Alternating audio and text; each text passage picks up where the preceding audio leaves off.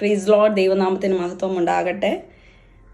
ഇന്ന് സങ്കീർത്തനം 84 10 വാക്യമാണ് നാം നോക്കുവാൻ പോകുന്നത്. 10 വാക്യത്തിൽ ഇപ്രകാരം പറയുന്നു: നിന്റെ പ്രാകാരങ്ങളിൽ കഴിക്കുന്ന ഒരു ദിവസം വേറെ 1000 ദിവസത്തേക്കാൾ ഉത്തമമല്ലോ എന്നുള്ളത്. ഇവിടെ നമുക്ക് കാണുവാൻ സാധിക്കുന്നത് തൻ്റെ പ്രാകാരം, അതായത് ആലയത്തിൽ കഴിക്കുന്ന ഒരു ദിവസത്തേക്കാൾ വേറെ 1000 ദിവസങ്ങൾ, മറ്റു കാര്യങ്ങൾക്ക് നാം മാറ്റിവെക്കുന്ന 1000 ദിവസത്തേക്കാൾ ഉത്തമമല്ലോ എന്നുള്ളതാണ് ഇവിടെ നമുക്ക് കാണുവാൻ സാധിക്കുന്നത്. ഇതുകൊണ്ട് വ്യക്തമാക്കുന്നത് എന്താണ്? ആലയത്തിൽ വസിക്കുക എന്നുള്ളത് മാത്രമല്ല ഇവിടെ ഉദ്ദേശിക്കുന്നത്. ആലയത്തിൽ വസിക്കുക എന്നുള്ളത് കൊണ്ട് ഉദ്ദേശിക്കുന്നത് ആലയത്തിൽ വസിക്കുക എന്നുള്ളത് മാത്രമല്ല. ആലയത്തിൽ വസിക്കുവാൻ എല്ലാവർക്കും സാധിക്കുന്നതല്ല. പണ്ടുള്ള ആലയങ്ങൾ എപ്പോഴും തുറക്കപ്പെട്ടിരിക്കും. പക്ഷേ ഇപ്പോൾ ഉള്ള എല്ലാ ആലയങ്ങളും പൂട്ടിയാണ് ഇട്ടിരിക്കുന്നത്. ആരാധന സമയങ്ങളിൽ മാത്രമേ അത് തുറക്കാറുള്ളൂ. എന്നാൽ ഞങ്ങളുടെ ആലയം അങ്ങനെ അല്ല, തുറന്നിടാറുണ്ട്. രാത്രി 10-11 മണിക്ക് ശേഷം മാത്രമേ അതിൻ്റെ ഗേറ്റ് ക്ലോസ് ചെയ്യാറുള്ളൂ. അതുപോലെ രാവിലെ 5 മണിയാകുമ്പോൾ അത് തുറക്കുകയും ചെയ്യും. പക്ഷേ അതിൻ്റെ അകത്ത് വന്ന് എപ്പോഴും പ്രാർത്ഥനയിൽ ഇരിക്കുക എന്നുള്ളത് എല്ലാവർക്കും ഈ കാലഘട്ടത്തിൽ പോസിബിൾ അല്ല.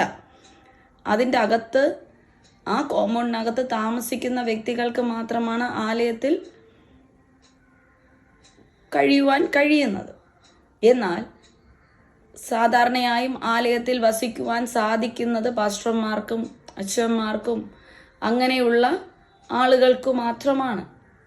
എന്നാൽ ഇവിടെ കൊണ്ട് ഉദ്ദേശിക്കുന്നത് ഇങ്ങനെയാണ്: ദൈവത്തിൻ്റെ സന്നിധിയിൽ, തൻ്റെ പ്രാകാരങ്ങളിൽ എന്ന് പറയുമ്പോൾ ദൈവത്തിൻ്റെ സന്നിധിയിൽ നാം ചിലവഴിക്കുന്ന ഒരു ദിവസം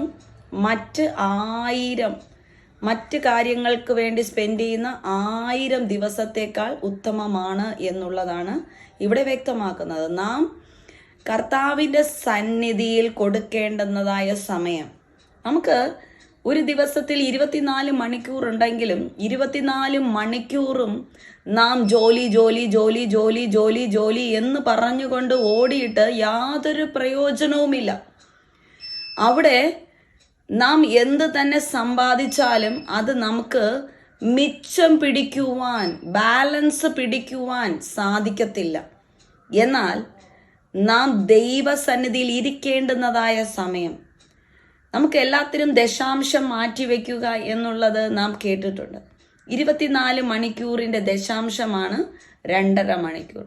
ആ 2.5 മണിക്കൂർ നാം ദൈവത്തിന് കൊടുക്കേണ്ടുന്നത് ദൈവത്തിന് കൊടുക്കണം. നാം കൊടുക്കാതെ ആ സമയവും കൂടി നാം അധ്വാനിക്കുകയാണെങ്കിൽ ആ അധ്വാനമെല്ലാം വൃഥാണ്.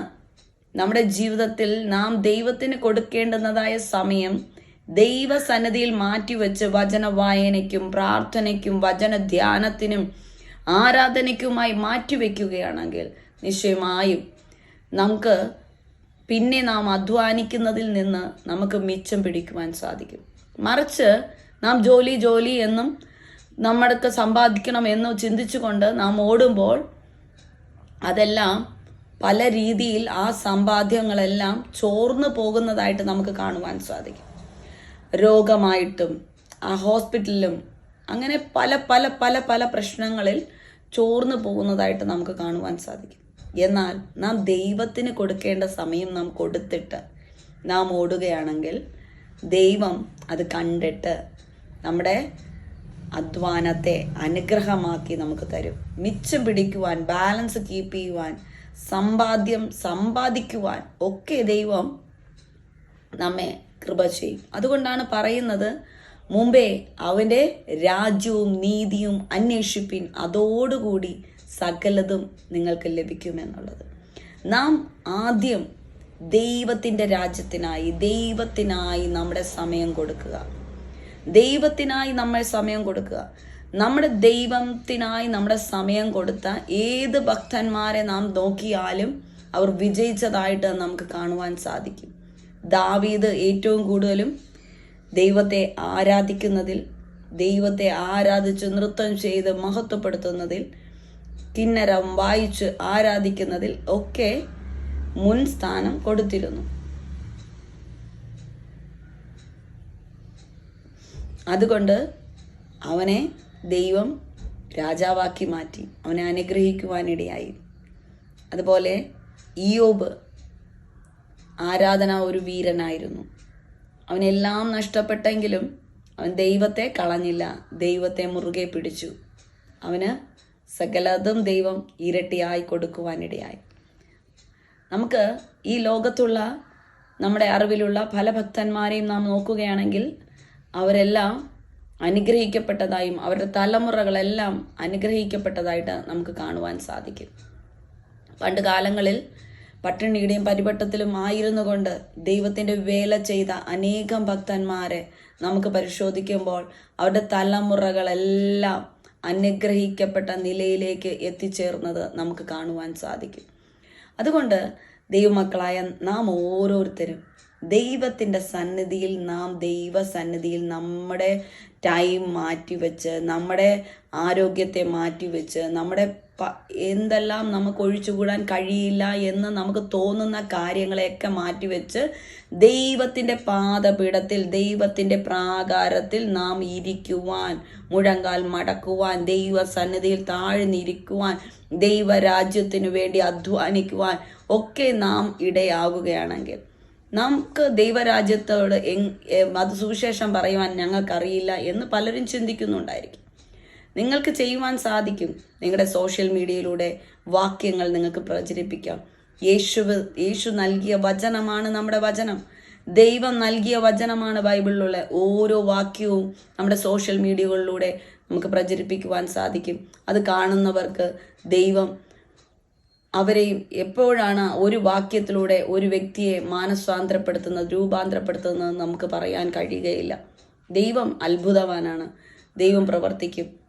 നിങ്ങളുടെ അധ്വാനത്തിൻ്റെ ദശാംശവും അല്ലെങ്കിൽ അതിനേക്കാൾ ഉപരി അതിൽ നിന്ന് നിങ്ങൾക്ക് മാറ്റി ദൈവത്തിന് വേണ്ടി, ദൈവവേലകൾക്ക് വേണ്ടി കൊടുക്കുവാൻ കഴിയുമെങ്കിൽ അങ്ങനെ കൊടുക്കുമ്പോഴും ദൈവം നിങ്ങളെ അനുഗ്രഹിക്കുകയും മാനിക്കുകയും ചെയ്യും. അതുപോലെ തന്നെ നിങ്ങൾക്ക് വാഹനമുണ്ടെങ്കിൽ ആലയത്തിൽ കടന്നു വരുവാൻ സാധിക്കാതിരിക്കുന്ന വ്യക്തി ജീവിതങ്ങൾക്ക് നിങ്ങളുടെ വാഹനത്തിൽ കയറി ആലയത്തിൽ വരുവാനുള്ള അവസരങ്ങൾ നിങ്ങൾ കൊടുക്കുകയാണെങ്കിൽ അവിടെയും ദൈവത്തിൻ്റെ അനുഗ്രഹം നമുക്ക് കാണുവാൻ സാധിക്കും. അതുപോലെ അനേകം സുവിശേഷ വേലക്കാരെ നിങ്ങൾക്ക് സഹായിക്കുവാൻ കഴിയുമെങ്കിൽ അങ്ങനെയൊക്കെ നിങ്ങൾ സഹായിക്കുന്നതിലൂടെ ദൈവത്തിൻ്റെ വേല അവിടെ നടക്കുകയാണ് ചെയ്യുന്നത്. നിങ്ങളുടെ സാക്ഷ്യം, നിങ്ങൾ ഓരോ കാര്യങ്ങൾ ചെയ്തതു മുഖാന്തരം നിങ്ങളെ ദൈവം അനുഗ്രഹിച്ച സാക്ഷ്യം നിങ്ങൾ മറ്റുള്ളവരോട് പറയുമ്പോഴും അവിടെ ദൈവനാമം മഹത്വപ്പെടുകയാണ് ചെയ്യുന്നത്. അതിലൂടെയും നിങ്ങൾ ദൈവത്തിന് വേണ്ടി നിങ്ങളുടെ സമയം മാറ്റിവെക്കുകയാണ് ചെയ്യുന്നത്. അതുമാത്രവുമല്ല, രാവിലെ എന്നും എഴുന്നേൽക്കുമ്പോൾ ഒരു അധ്യായമെങ്കിലും കുറഞ്ഞത് നാം വായിച്ചിട്ട് ദൈവസന്നിധി താഴ്ന്നിരുന്ന് പ്രാർത്ഥിച്ചിട്ട് ദൈവസന്നിധിയിൽ ഇരുന്നു കൊണ്ട് ദൈവം ഒരു ദിവസം കൂടി നമുക്ക് കാണുവാനുള്ള ഭാഗ്യത്തെ തന്നു എന്നുള്ള നന്ദി ദൈവത്തോട് പകർന്നുകൊണ്ട് നാം ആയിരിക്കുകയാണെങ്കിലും ആ ദിവസത്തെ മുഴുവൻ ദൈവത്തിൻ്റെ കരങ്ങളിൽ കൊടുത്തിട്ട് മുന്നോട്ട് പോവുകയാണെങ്കിൽ നിങ്ങളുടെ ആ ദിവസം അനുഗ്രഹിച്ച് ദൈവം നൽകുന്നത് നമുക്ക് കാണുവാൻ സാധിക്കും. പ്രശ്നങ്ങൾ വരില്ല എന്നല്ല, പ്രതികൂലങ്ങൾ വരില്ല എന്നല്ല, ആ പ്രതികൂലങ്ങളെ അതിജീവിക്കുവാൻ ദൈവം കൃപ തരും. ദൈവം നമ്മെ അനുവദിക്കും. ദൈവം അതിൽ നിന്നെല്ലാം പുറത്ത് നമ്മെ കൊണ്ടുവരും. ദൈവം നമ്മെ അനുഗ്രഹിക്കും. ദൈവം എല്ലാവരുടെയും മുമ്പിൽ നമ്മെ മാനിക്കുവാനിടയായിത്തീരും. അതിനായി ദൈവസന്നിധിയിൽ താഴ്ന്നിരിക്കുവാൻ, ദൈവത്തിൻ്റെ സന്നിധിയിൽ താഴ്ന്നിരിക്കുവാനുള്ള സമയം നാം കണ്ടെത്തണം. അങ്ങനെ കണ്ടെത്തുമ്പോൾ ചിലപ്പോൾ പിശാച് പല രീതിയിലും ആദ്യം പരിശോധിക്കും. പക്ഷേ നമ്മൾ അത് കണ്ടിന്യൂസ് ചെയ്യുമ്പോൾ നമ്മുടെ ജീവിതത്തിൽ വരുന്ന മാറ്റം ദൈവമക്കളായ നാമും കണ്ട് ആശ്ചര്യപ്പെടും. മറ്റുള്ളവരും നമ്മെ നോക്കി ആശ്ചര്യപ്പെടുവാനിടയായിത്തീരും. പ്രശ്നങ്ങൾ വന്നാലും പ്രതികൂലങ്ങൾ വന്നാലും അതിനെല്ലാം ജയിച്ചുകൊണ്ട് തരണം ചെയ്തുകൊണ്ട് മുന്നോട്ട് പോകുവാനുള്ള കൃപ ദൈവം നൽകുവാനിടയായിത്തീരും. ദൈവത്തിൻ്റെ സന്നിധിയിൽ ഇരിക്കുന്നത് മറ്റുള്ള കാര്യങ്ങളിൽ ഇരിക്കുന്നതിനേക്കാൾ നമുക്ക് സന്തോഷം പകരുന്നതായി മാറുവാനിടയായിത്തീരും. ആലയത്തിൽ ആരാധനയുള്ളപ്പോൾ പോകണം എന്നുള്ളൊരു വാഞ്ച ഉള്ളിൻ്റെ ഉള്ളിൽ പിന്നെ വരുവാൻ തുടങ്ങും. ദൈവ സന്നിധിയിൽ എത്രത്തോളം സ്പെൻഡ് ചെയ്യുമോ അത്രത്തോളം അനുഗ്രഹം എന്നുള്ള ആ ആഗ്രഹം നമ്മുടെ ജീവിതത്തിൽ കടന്നു വരുവാനിടയായിത്തീരും. ദൈവം നിങ്ങളെല്ലാവർക്കും ദൈവസന്നിധിയിൽ ഇരിക്കുവാനുള്ള ആഗ്രഹത്തെ നൽകുമാറാകട്ടെ. അങ്ങനെ നൽകുമ്പോൾ ദൈവം നിങ്ങളെ മാനിക്കുന്ന വിധങ്ങളെ കണ്ട് നിങ്ങൾ സന്തോഷിക്കട്ടെ എന്ന് ഞാൻ പ്രാർത്ഥിക്കുന്നു. ആമേൻ.